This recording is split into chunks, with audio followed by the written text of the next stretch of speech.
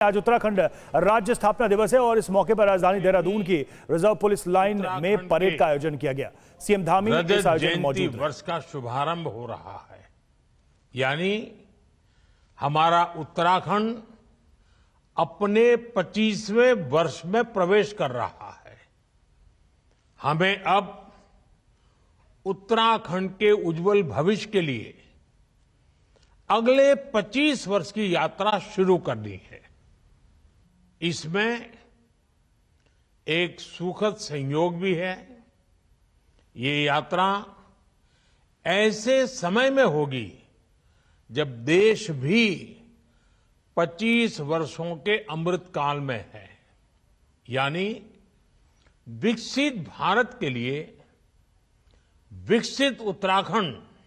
देश इस संकल्प को इसी कालखंड में पूरा होते देखेगा। मुझे खुशी है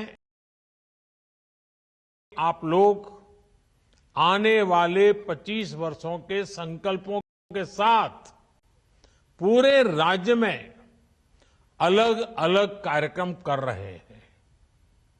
इन कार्यक्रमों के जरिए उत्तराखंड के गौरव का प्रसार भी होगा और विकसित उत्तराखंड के लक्ष्य की भी हर प्रदेशवासी तक बात पहुंचेगी।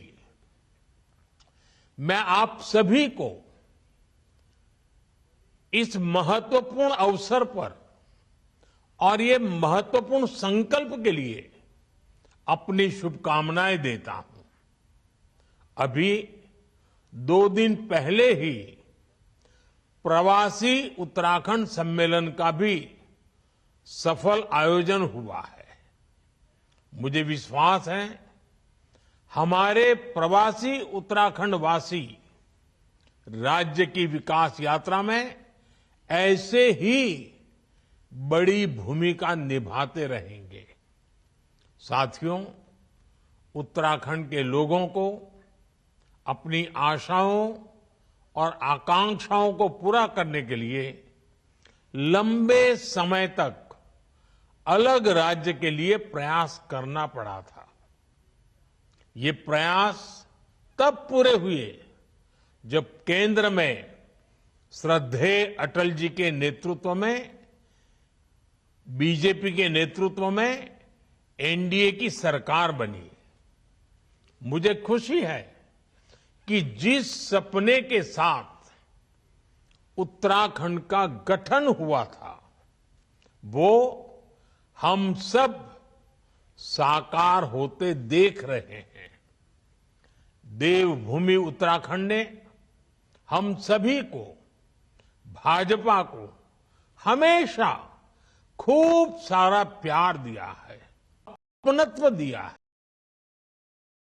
भाजपा भी देवभूमि की सेवा की भावना से उत्तराखंड के विकास में कोई कोर कसर बाकी नहीं छोड़ रही है।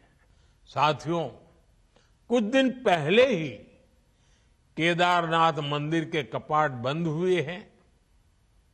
कुछ साल पहले बाबा केदार के दर्शन के बाद उनके चरणों में बैठकर से कहा था, सही साबित किया है। आज उत्तराखंड विकास के नए रिकॉर्ड बना रहा है, नए कीर्तिमान गढ़ रहा है। पिछले साल के सस्टेनेबल डेवलपमेंट गोल्स इंडेक्स में उत्तराखंड को पहला स्थान प्राप्त हुआ है। ईज ऑफ डूइंग बिजनेस में राज्य को अचीवर्स और स्टार्टअप रैंकिंग में लीडर्स की कैटेगरी में रखा गया है। पिछले 1.5-2 वर्षों में उत्तराखंड की राज्य विकास दर में 1.25 गुना से ज्यादा की बढ़ोतरी हुई है। इस साल जीएसटी कलेक्शन में भी 14% का उछाल आया है। 2014 में उत्तराखंड में प्रति व्यक्ति आय करीब 1.25 लाख रुपए सालाना थी, जो आज बढ़कर 2,60,000 रुपये हो चुकी है। 2014 में उत्तराखंड राज्य का सकल घरेलू उत्पाद यानी स्टेट की जीडीपी 1,50,000 करोड़ के आसपास थी। अब ये बढ़कर करीब करीब 3,50,000 करोड़ रुपए हो गई है। ये आंकड़े बताते हैं कि उत्तराखंड में कैसे युवाओं के लिए नए अवसर पैदा हो रहे हैं, कैसे यहां औद्योगिक तरक्की हो रही है। सरकार के प्रयास से उत्तराखंड के लोगों का, विशेषकर राज्य की हमारी माताओं, बहनों, बेटियों का जीवन भी आसान बन रहा है। उत्तराखंड में 2014 से पहले 5% से कम घरों में नल से जल आता था। आज ये बढ़कर करीब करीब 96% से ज्यादा अधिक हो चुका है। करीब करीब 100% की तरफ आगे बढ़ रहे हैं। 2014 से पहले उत्तराखंड में सिर्फ 6,000 किलोमीटर की पीएम ग्राम सड़क बनी थी। 6,000 किलोमीटर। आज इन सड़कों की लंबाई बढ़कर 20,000 किलोमीटर से ज्यादा हो गई है।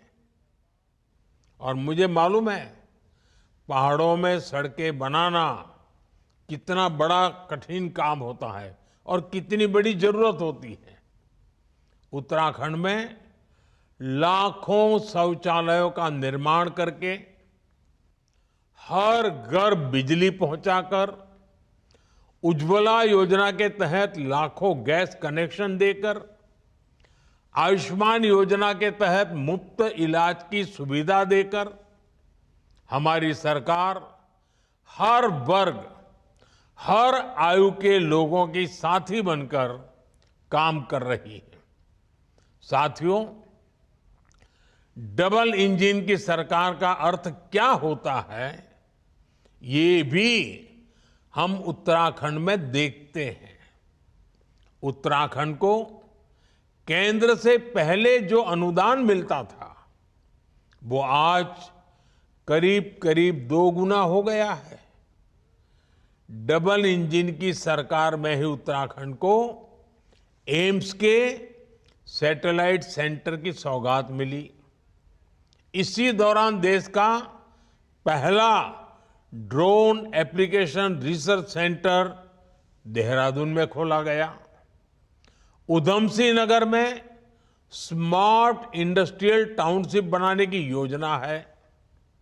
आज उत्तराखंड में केंद्र सरकार के 2 लाख करोड़ रुपए के प्रोजेक्ट्स चल रहे हैं। कनेक्टिविटी से जुड़े प्रोजेक्ट्स को तेज गति से पूरा किया जा रहा है। ऋषिकेश, कर्णप्रयाग रेल परियोजना को 2026 तक पूरा करने की तैयारी है। उत्तराखंड के 11 स्टेशनों को अमृत स्टेशनों के रूप में विकसित किया जा रहा है।